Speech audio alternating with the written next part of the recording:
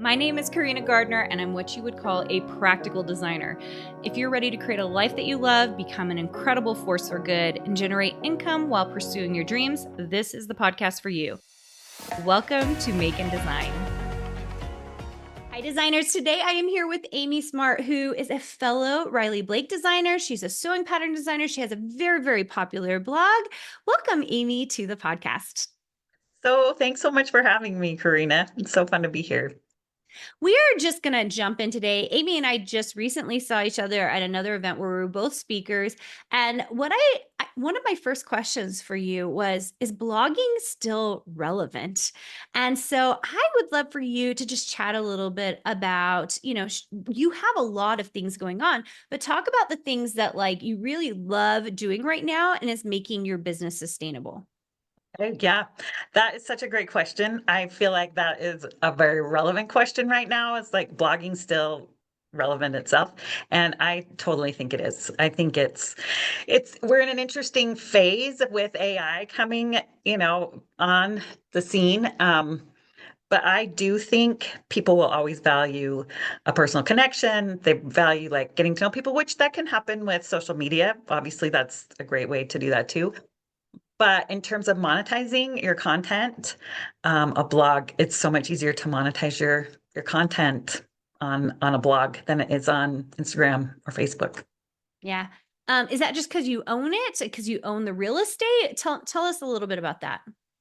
Here's my biggest reason. I mean, yes, you own it, you control it, you control who sees it.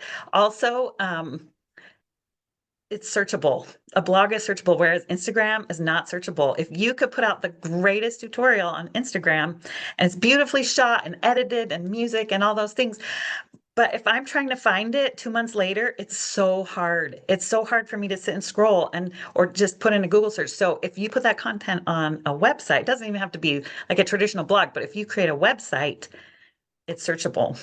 Not only by Google, it's searchable by Pinterest. There's just so many more ways to keep your content relevant on a website as opposed to social media.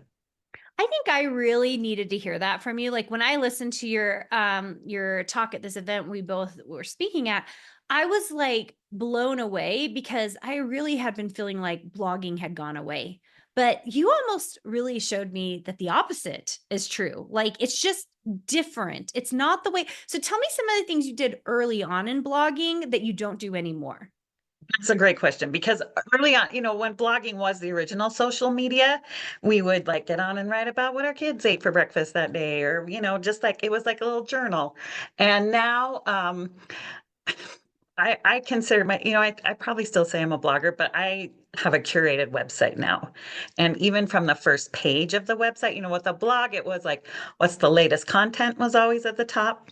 Now I want to make my website like a way I can help people. I can solve people's problems. Here's all the ways I can do it. And I like more of like a commercial website where you would go and look and you'd see headlines to articles or tutorials or things like that so that people can see what you have to offer on a homepage rather than Yeah. just what's your latest thing you shared last week.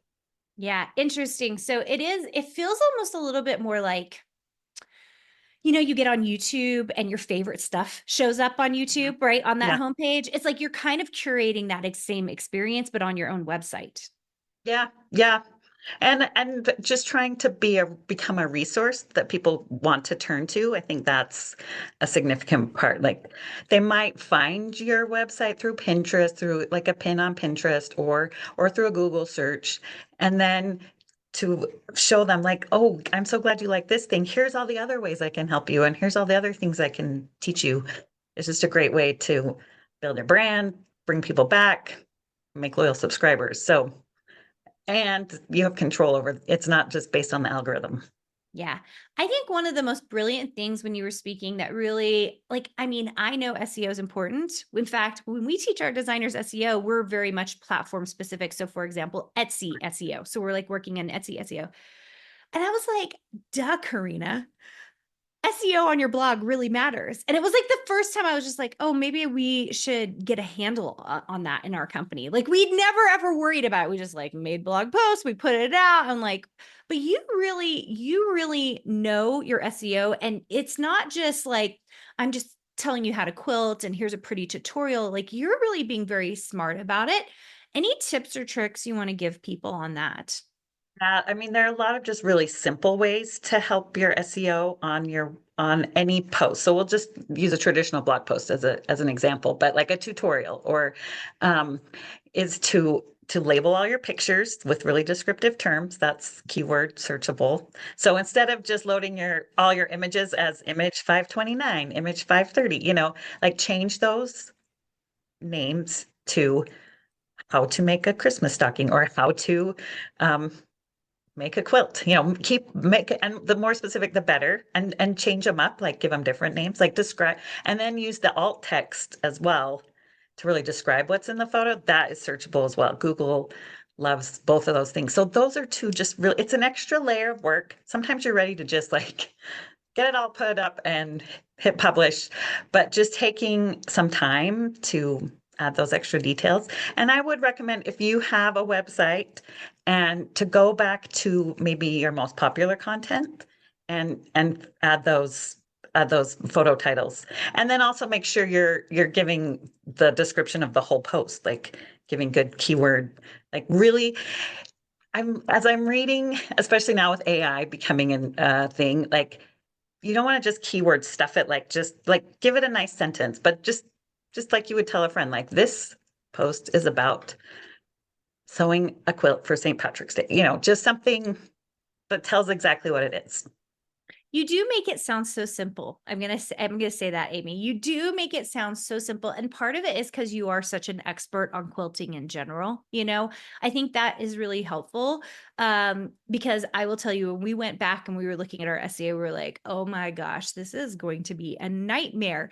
And I think one of the things that really drew me to your presentation was that you were so like, this is straightforward.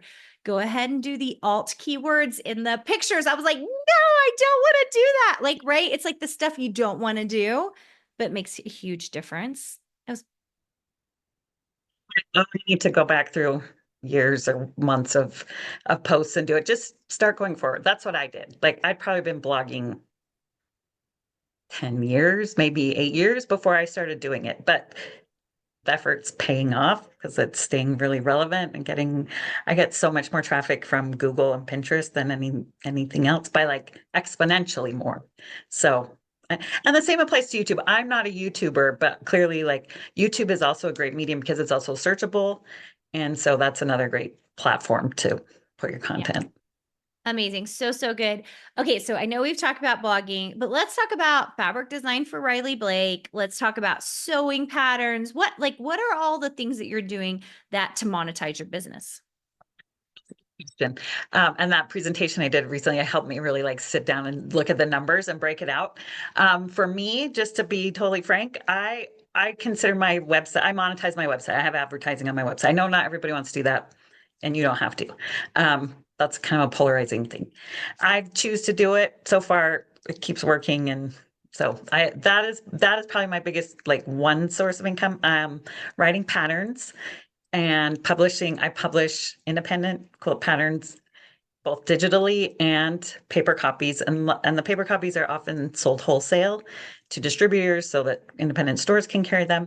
So the combination of those two things is probably the second place where I make the most income. And I realized, we see all this content about like, publish a course, publish an ebook. And I was like, maybe I should be publishing ebook. And I realized, oh, I have 25 ebooks. They're called quilt patterns. And they do the same thing. I mean, they're filling the same purpose, especially those digital downloads are such the way to go. It's great. That is a big. And when it comes to designing fabric, it's a very small percentage of my income. I'm grateful for it. It's been a great opportunity, and it's a fun way to express my creativity and design some like a custom color palette that I want to sew with. So I feel very grateful for that opportunity, and partnering with a fabric company like Riley Blake. They do help market my quilt patterns. So it's a symbiotic relationship there, which is beneficial for both of us. So I'm grateful for that opportunity, but it's definitely a smaller part of my income. Yeah, before we started this episode, we were talking about how like it's like the creme de la creme. People want to become fabric designers. What a wonderful thing it is. And there is some wonderful benefits to it, I do think. But it's financially not always the best decision. At least it hasn't for me. Like that's why you don't see as many lines out of me. I know, Amy, you try to do one a year at least, I do right? one a year. Yeah. Yeah. It's kind of where And I'm so comfortable. I would say for those of you who that's the big dream, I would say just think on all the things that Amy is doing. I mean, she's doing multiple things in order to have a really good, successful business. Same with me. And fabric usually is a very tiny piece of it. So there are things you can do to get going that have nothing to do with designing fabric to get you. To your point, I know fabric companies, if you've built a following before you submit a collection, they're much more likely to take that because you bring an audience. And so I think I was blogging 9 years before I ever submitted a fabric collection, partly because for various reasons, but I know the reason they took me was because I had an audience. And I'd also built this other parts of my business. So yeah. So amazing. Amy, thank you so much for being here today. You For guys, having me. I would love for you guys to go find out what Amy's doing. She has a really popular newsletter. So will you talk about ways they can connect with you, Amy? Yes. So you can find my website is diary of a quilter, all one word.com, www.diaryofaquilter.com. You can sign up. I have really invested in making my newsletter um, meaningful. And so I'm grateful when people respond that they enjoy it. So you can sign up for my newsletter there. You can try it. You can unsubscribe, but I'm happy, see what it's like. I love following other people's newsletters to see what their style is like. So yeah, just on my website, you can sign up for my newsletter. That usually comes with lots of freebies and quilt tutorials. And anyway, yeah, that's the best way to find me. I am on Instagram and Facebook. I won't totally dismiss those Wait, things. it's a Diary of a Quilter there as well, right? Yeah. Mm-hmm. Yeah. So you guys like same thing. Just Yep. go check her out on Instagram and Facebook, and then go check out her website, which is really darling. And if you love quilting, like I mean, you will love her site. She has so many good free tutorials. Like literally, I heard about 12 people say how much they love your newsletter, Amy, at Oh, this that's last so event we were awesome. at. Like people are That just means like a lot. that newsletter is so fun to get. And so I really recommend you guys go check that out. Amy, thanks again for being with us. Okay, so good to see you. I love all that you're doing. I think it's amazing. Thank you, Amy. Okay, guys, everybody have an amazing day, and we'll see you soon. Bye. Did you know you have access to more free design content, die cut files, and sewing patterns? Join our exclusive VIP group for free by going to designsuitecourses.com/free.